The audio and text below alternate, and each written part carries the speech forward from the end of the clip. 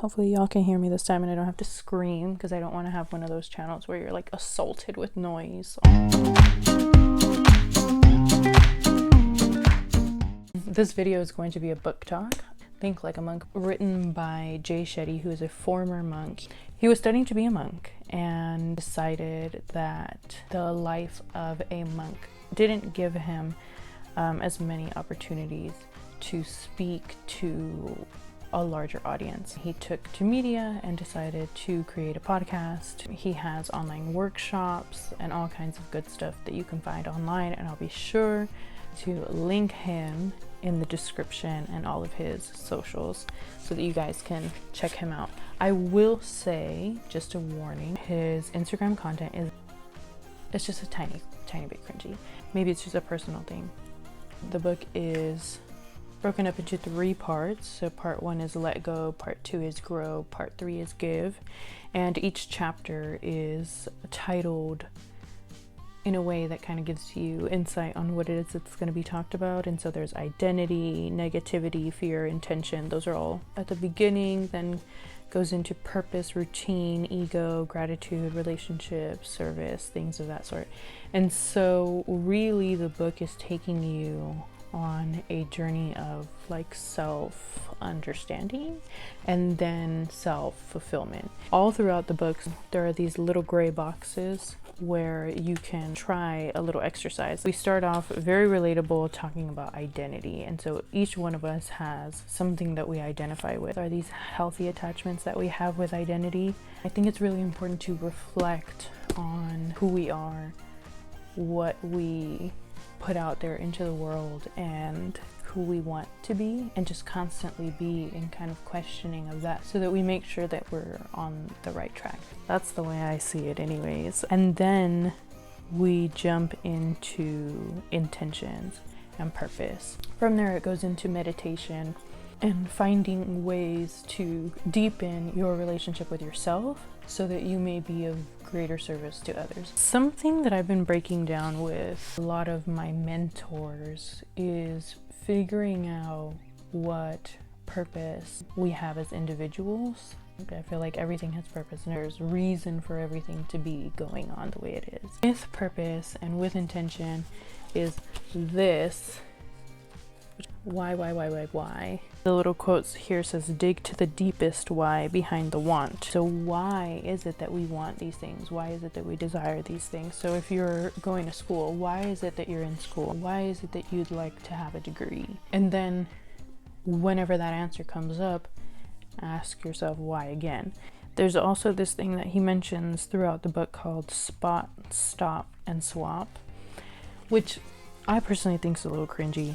The spot, stop, swap, but it is catchy, it sticks in your head, and you know exactly what it is that you need to be doing. So if it's helpful, who cares if it's cringy? Jay Shetty talks about when it was that he realized he didn't want to be a monk anymore. And this is incredible for me too, because you've dedicated so much time to this life and this lifestyle and becoming this person. To give it up just seems kind of wild. And so I want to read just a little excerpt. He says, not only am I reeling with the idea of giving up my leaders, my plans, my dreams, but this is a huge blow to my ego. I've invested so much of myself in this place, this world, and all my future plans are based on that one decision. But I know it's not the right path, and my teachers know it's not the right path. I won't achieve what I set out to do. Furthermore, I've taken the enormous step of declaring this path to my family, my friends, and everyone I knew. My ego was wrapped up in what they would think of me if I failed. Joining the ashram was the hardest decision I'd ever made. Leaving is harder. It is one of the toughest, most humiliating, crushing experiences of my life, and one of the most important. I think that this particular story that he tells is extremely important because it is this breaking down of identifying with your dreams and identifying with these goals that we put for ourselves and not really understanding how much pressure we're putting on ourselves to fulfill these dreams, fulfill these goals, when in reality we're fluid beings and our goals and our dreams and our aspirations can be as fluid as the life that we're living. I want to highlight the fact that he had monks in the ashram with him who were his teachers, his mentors, and rather than shame him for leaving or realizing that that wasn't his calling, they were really supportive and understood, okay, you need to do something else. This isn't for you, and that's absolutely fine.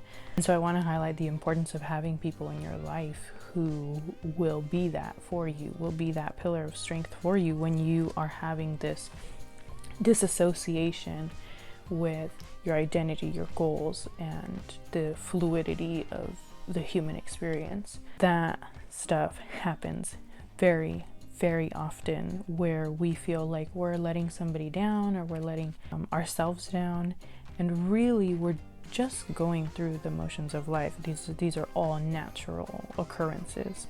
Be kinder to yourself, and then let your kindness flood the world. He has a lot of those little quotes in the book, and he quotes and gives credit to a lot of different authors, writers, speakers, poets, influencers. There's this practice, try this, it is a gratitude visualization that I highlighted. Think of 3 things that others have given you. 1, a small kindness someone did for you. 2, a gift that someone gave you that mattered to you. And 3, something that makes every day a little bit better.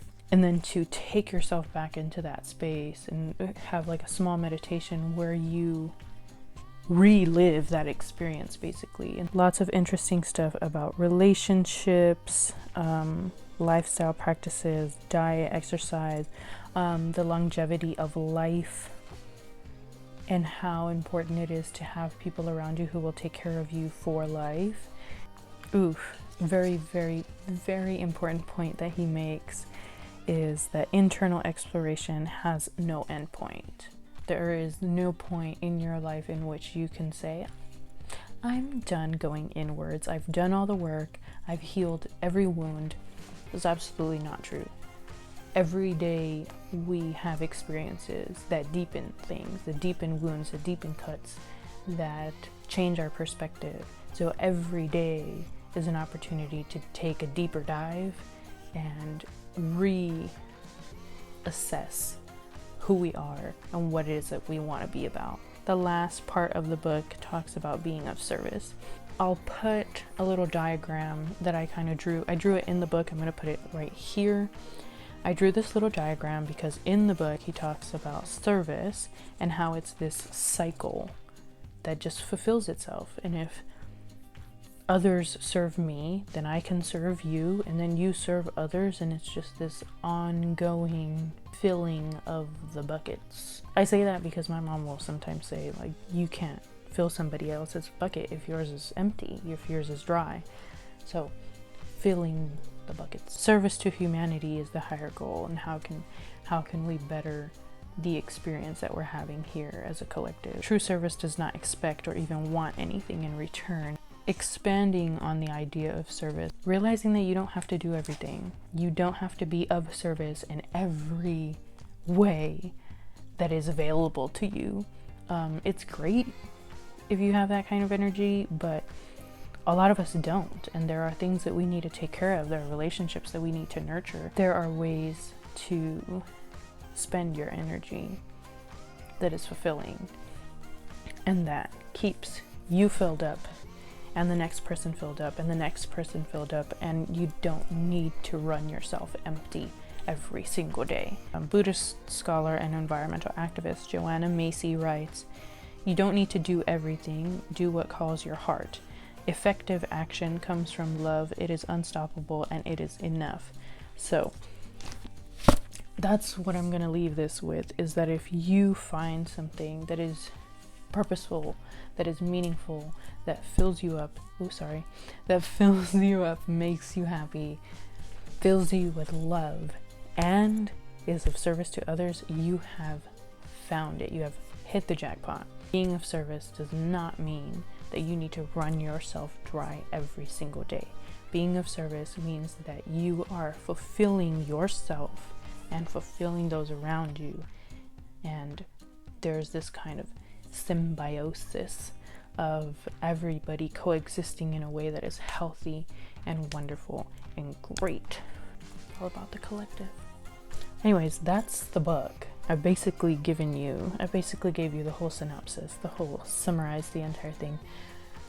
I don't think I talked enough about Jay Shetty's experiences and the stuff that he puts in there. Again, it is about 300 pages. It has an index, it has notes, it's got all kinds of stuff. I really, really recommend it if you are somebody who wants to explore the deeper meanings of life, your own identity, and your purpose. So that's the book talk for January. And I probably will do book talks at the end of the month just so that I have the whole month to read. Next month's book is going to be... We're gonna go through this big boy. I'm actually about halfway through, and I just think it's so interesting. This is Buckminster Fuller's Universe, His Life and Work, by Lloyd Stephen. This book is about 400 pages long, just all about Buckminster Fuller. Buckminster Fuller met Einstein, and Einstein told him, you get it. So if Buckminster Fuller gets the pass from Einstein, I think we should be looking into what it is that he has to say. And it actually ties in with this book very, very well. That's going to be book talk for February. Thank you for joining me for the book talk for January. Hopefully this little mic did wonders. Thanks for spending this time with me. I know this video is probably a lot longer than expected.